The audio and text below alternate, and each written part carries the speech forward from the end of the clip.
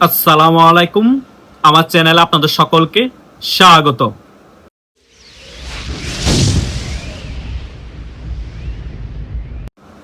তিন দিক দিয়ে ফাটা বাঁশের চিপায় পড়ে গেলেন বর্তমান প্রধানমন্ত্রী তারেক জিয়া। আপনাদের অনেকের মনে প্রশ্ন আসতে পারে, ভাইয়া কিভাবে ফাটা বাঁশের চিপায় পড়লো তারেক জিয়া? তারেক জিয়ার প্রথম ফাটা বাঁশের চিপায় পড়ার কারণ হচ্ছে চীন সফর। চীন সফরে গিয়ে চীনের সাথে কোনো চুক্তিও করতে পারলো না। চীন খালি থালাবাটি কম্বল তারেক জিয়ার হাতে ধরিয়ে দিল। এই দিক দিয়ে চীন সফরে গিয়ে একেবারেই আমেরিকার চক্ষুশূল হলো এবং আমেরিকা টেকনিক্যালি ভাবে তারেক জিয়াকে কূটনীতিক একটা বার্তা দিয়ে চাপে ফেলে দিল। এবং এই দিক দিয়ে ভারত একেবারেই বর্তমান তারেক জিয়া সরকারকে আরো বেশি চাপে ফেলার জন্য কূটনীতিকভাবে যা যা করার সেগুলা করার জন্য তৎপর হয়ে উঠে পড়ে লেগেছে। এইদিকে ভারত এই বর্তমান বিএনপি সরকারকে ভালো চোখে দেখছে না এবং চীন মনে করছে বর্তমান বিএনপি সরকার একটি স্টেবল সরকার না। এই সরকারকে যদি আমরা টাকা পয়সা দিই এবং এই সরকারের পিছনে যদি টাকা পয়সা নিয়োগ করি তাহলে কিন্তু আমাদের তেমন কোনো লাভ না হওয়ার সম্ভাবনা আছে। কারণ এই সরকার হচ্ছে পাকিস্তান এবং আমেরিকা পন্থী, আর আমেরিকা হচ্ছে চীনের সবচেয়ে বড় শত্রু বর্তমানে। সকল কিছু চীন চিন্তা করে তারেক জিয়াকে শূন্য হাতে ফিরিয়ে দিল বিভিন্ন বিষয়ে আশ্বাস দিয়ে। চীন টেকনিক্যালি ভাবে বোঝানোর চেষ্টা করেছে তারেক জিয়াকে যে তুমি যদি আমার সাথে সম্পর্ক ভালো করতে চাও এবং বাণিজ্যিকভাবে সকল কিছু চুক্তি করতে চাও তাহলে আমেরিকাকে একেবারেই অ্যাভয়েড করতে হবে। এটা কি আদৌ সম্ভব? আমেরিকা এবং পাকিস্তানকে অ্যাভয়েড করে বর্তমান বিএনপি সরকার কি ক্ষমতায় থাকতে পারবে? আর যদি অ্যাভয়েড নাও করে আমেরিকা এবং পাকিস্তানের সমর্থন নিয়েও বা কতদিন বিএনপি সরকার ক্ষমতায় থাকবে? কারণ বাংলাদেশে দুইটা শক্তিশালী বলয় আছে, রাশিয়া এবং ভারতের সিন্ডিকেটের একটি বলয় এবং আমেরিকা এবং পাকিস্তানের একটি সিন্ডিকেটের বলয়। তারা ক্ষমতার পরিবর্তনের ক্ষেত্রে বাংলাদেশে বিশেষ ভূমিকা পালন করে। আর চীন হচ্ছে বাণিজ্যিকভাবে বড় ভূমিকা পালন করে বাংলাদেশের ক্ষেত্রে। চীন কখনো রেজিম চেঞ্জের ক্ষেত্রে বড় ভূমিকা পালন করে না পৃথিবীর কোনো দেশের মধ্যেও এবং বাংলাদেশের মধ্যেও। তারা সবসময় বাণিজ্যিকভাবে সকল কিছুকে গুরুত্ব দিয়ে থাকে। বিভিন্ন দেশকে তারা ঋণ দিবে এবং ঋণের বোঝা দিয়ে তাদেরকে টেকনিক্যালি ভাবে চাপে রাখবে। এটাই হচ্ছে চীনের মেইন রাজনৈতিক খেলা। তাই বর্তমানে এখন যে রেজিমটা আছে সে রেজিমটা হচ্ছে আমেরিকা এবং পাকিস্তানের বলয়ের। আগের রেজিম যেটা ছিল বাংলাদেশে আওয়ামী লীগের, সেটা ছিল রাশিয়া এবং ভারতের বলয়ে। এখন রাশিয়া এবং ভারতের বলয়ের রেজিমটা বাংলাদেশে নাই, তাহলে এখন যে রেজিমটা আছে তারা ধরেই নেওয়া যায় পাকিস্তান এবং আমেরিকা বলয়ের রেজিম।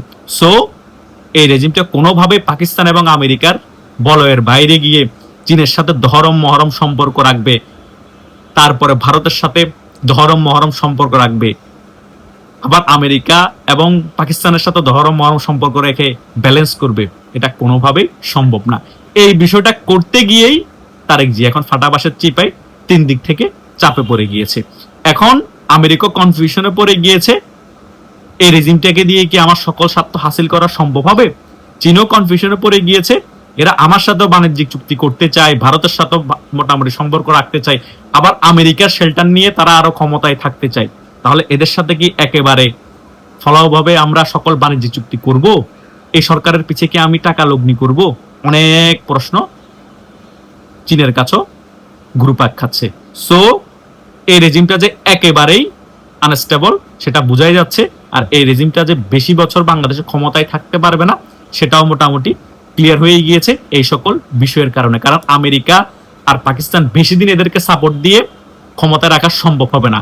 কারণ ভারত বাংলাদেশের মধ্যে খুব অ্যাক্টিভলি তাদের যে গোয়েন্দা সংস্থা আছে কাজ করছে, এবং এই গোয়েন্দা সংস্থা বাংলাদেশে আনাচে কানাচে সকল জায়গায় অ্যাক্টিভ। অনেক আগে থেকে তারা ভালো করে জানে বাংলাদেশে কি করতে হবে রেজিম পরিবর্তন করার জন্য।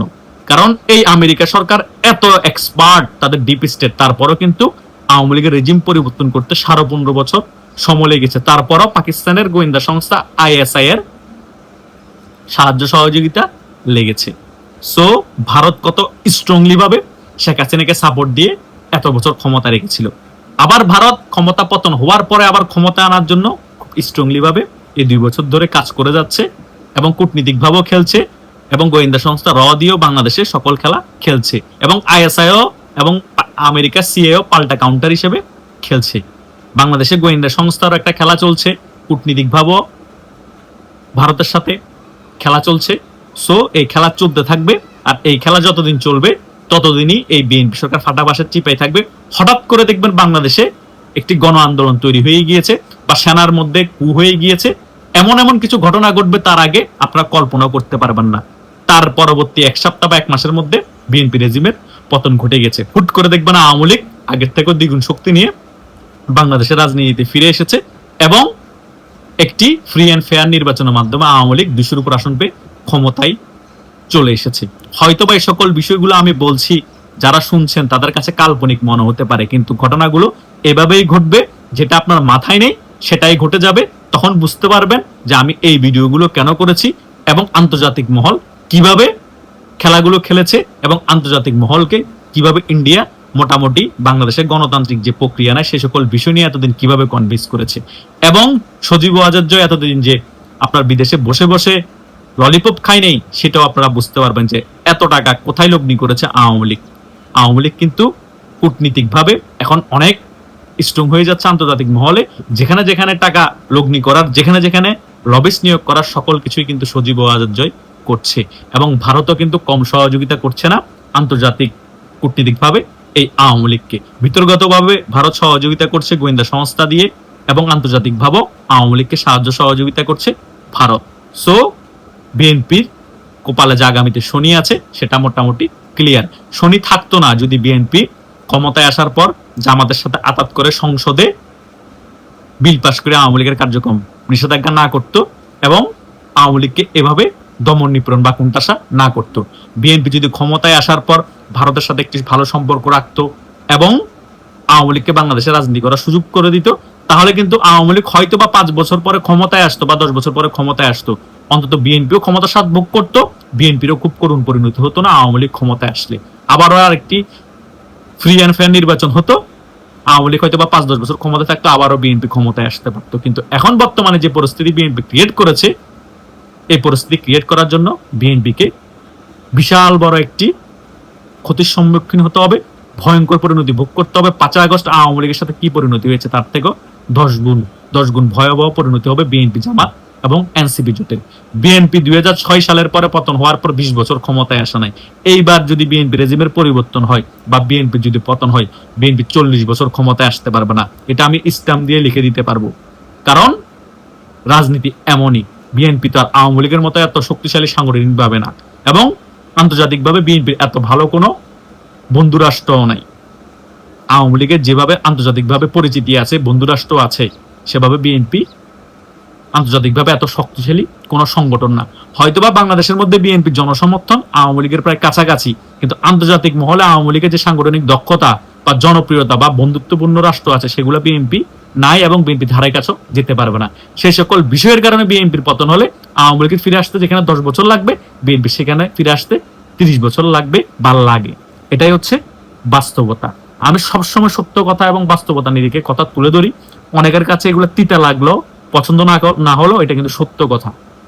আশা করছি এই ভিডিওর আলোচনায় আমি যে সকল বিষয়গুলো আপনাদেরকে বুঝাতে চেয়েছি, যারা প্রথম থেকে শেষ পর্যন্ত এই ভিডিওর আলোচনাটি শুনেছেন তারা মোটামুটি ক্লিয়ার হতে পেরেছেন আমি কি বুঝাতে চেয়েছি।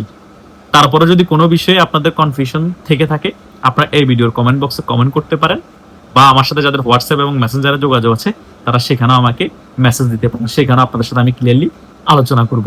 ধন্যবাদ সকলকে।